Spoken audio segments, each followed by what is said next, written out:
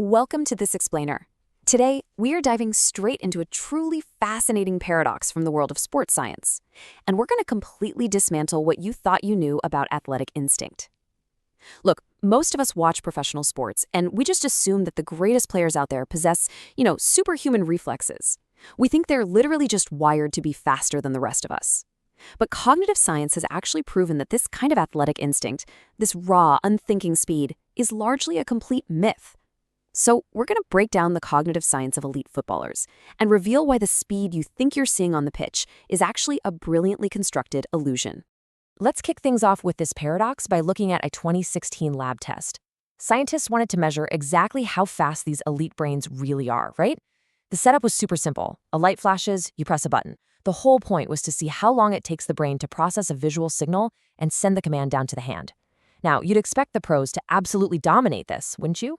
Well, here's the crazy part. Standard individuals, we're talking average office workers, the regular fans watching from the couch, actually demonstrated faster raw reaction times. They clocked in at around 195 milliseconds. Meanwhile, the most elite athletes on the planet, guys with elite neural networks, hovered around 200 milliseconds and sometimes were even slower. So yes, mathematically speaking, your accountant might actually have a faster raw reaction time than a Premier League striker. The best footballers literally lost a basic reaction test to everyday people. And that right there leads us to a massive contradiction. How on earth can an elite player like Cristiano Ronaldo score a highly complex header in a pitch-dark room? Because, yes, researchers actually tested this. The cross comes in, the lights go completely out, leaving literally zero visual information, and yet, perfect motor execution. He still scores. How is that physically possible if his raw baseline reaction time is mathematically slower than a desk worker's? If raw reaction speed isn't the secret ingredient to being elite, what exactly is happening inside their heads when they step onto the grass? Well, the answer lies in some truly paradigm-shifting research from Brunel University. They discovered that elite footballers actually intentionally suppress their instinctive reactions. Think about a defender making a feint, a fake movement that's specifically designed to trigger your natural instincts. For the average person, a standard processing node, that feint triggers instinct immediately. The body just moves in the wrong direction right away. But elite networks, they pause. And they don't pause because they're slow. They pause because their brains have been rigorously trained to ignore that very first deceptive signal. They are actively waiting for authentic data before they commit their bodies to a movement. A major study published in the Journal of Sport and Exercise Psychology looked at this exact phenomenon across 39 players. And it wasn't just a random fluke. Across those 39 subjects, researchers found a direct, undeniable correlation. The more experienced the footballer, the better they were at suppressing the urge to react instantly. So the difference between the amateur and the pro isn't speed at all. The difference is supreme control. And it turns out that kind of control requires a brain that has been trained to do something deeply, deeply unnatural. It literally has to force itself to slow down, right in the middle of absolute chaos. The absolute best players simply have brains that know exactly when not to fire. All of this incredible data leads us to ask this literal question, which, by the way, was actually the title of a famous 2016 sports science paper focused on Lionel Messi. Can a brain slow down time? Just picture the stakes for a second. A ball is flying towards you at high speed.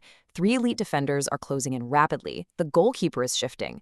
Your brain has to process a completely overwhelming amount of information simultaneously. For an average brain, this creates instant cognitive overload. Processing just grinds to a halt, and decisions are made way too late. So how does an elite mind handle this massive tsunami of data without crashing entirely?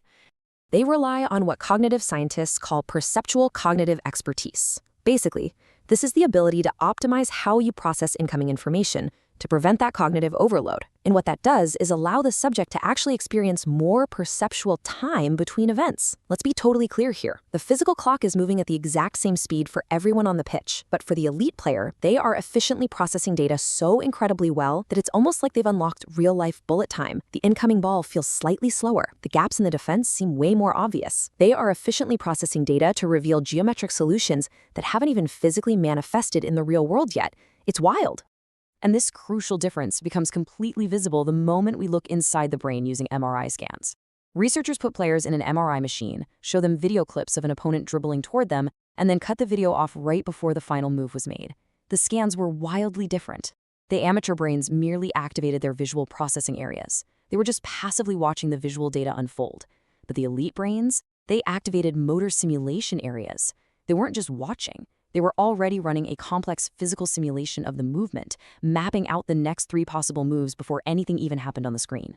This completely redefines what we think of as anticipation. Elite anticipation means they aren't actually reacting to what is happening. Think about that. By the time the opponent makes a move, the elite player isn't reacting at all. They are just confirming a pre-selected response.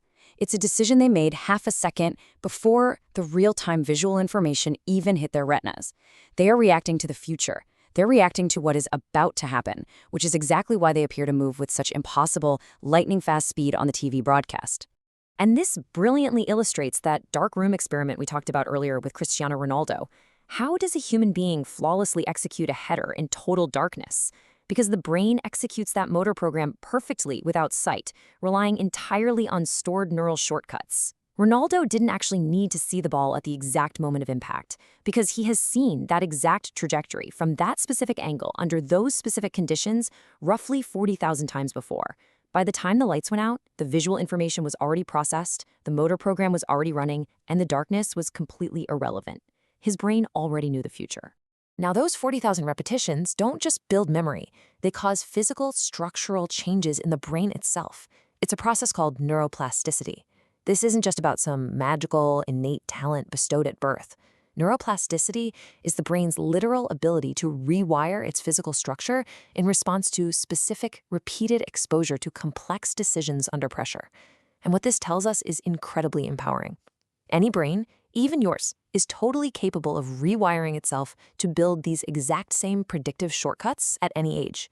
But you can't get there just by casually playing a game on the weekends or watching sports on TV. There is a very specific formula for this kind of deliberate practice. Step 1. You must force fast decisions under real, tangible pressure. Step 2, you must receive immediate, accurate feedback on those decisions. And step 3, you adjust and you repeat the cycle thousands of times. Studies on youth academies show that the teenagers with elite decision-making speeds weren't just born with a genetic cheat code. Not at all. They spent years locked in environments that systematically enforced these tight feedback loops, physically reshaping their neural pathways day after day. So bringing it all together, let's look at the core scientific truths we've uncovered today. First, what looks like raw talent is almost always just early, highly pressured training. Second, processing power and the discipline to wait for real data consistently beats raw speed. In football, and honestly in life, the brain that pauses outperforms the brain that fires first. Third, elites literally see a predictive layer over reality that is completely invisible to the rest of us. And finally, because the human brain doesn't neatly compartmentalize skills, building this kind of pattern recognition is a universal human capability. It bleeds into all domains. This isn't just a sports anomaly, guys. It is a blueprint for human optimization. I really want to leave you with this provocative paradigm shift straight from the source material. Instinct is fast, but dumb. Pattern is fast and informed. The next time you find yourself in a high-pressure situation, forced to make a rapid decision, you have to ask yourself, are you relying on raw, reactive, dumb instinct? Or are you relying on deeply built patterns that allow you to effectively slow down time? You might not be scoring headers in the dark anytime soon, but your brain is fully capable of building the patterns that make hard things feel slow. Thanks for joining this explainer. Keep building those patterns, and we